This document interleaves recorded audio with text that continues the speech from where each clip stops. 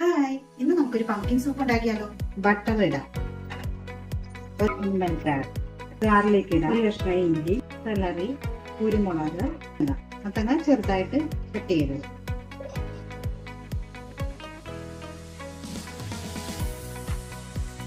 കുറച്ച് pumpkin seed ഇട്ട് കൊടുക്കാം. കുറച്ച് വെള്ളം ഒഴിച്ചു കൊടുക്കാം. കുക്കർ അടച്ചു വെച്ച് വേവിച്ചെടുക്കാം. തണുത്ത് കഴിയുമ്പോൾ നമുക്കിത് അടിച്ചെടുക്കണം. വേവിച്ച് വെച്ച പംകിൻ നന്നായിട്ട് ഞാൻ മിക്സിയിൽ അടിച്ചെടുത്തിട്ടുണ്ട്. ഇത് നമുക്ക് പാത്രത്തിലേക്ക് എടുത്ത്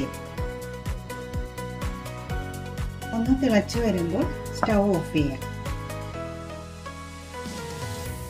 ഇനി നമുക്ക് പാത്രത്തിലേക്ക് മാറ്റാം. ഹെൽത്തി ആയിട്ടുള്ള പംകിൻ സൂപ്പ് റെഡിയായി. നിങ്ങളും ട്രൈ ചെയ്യുക.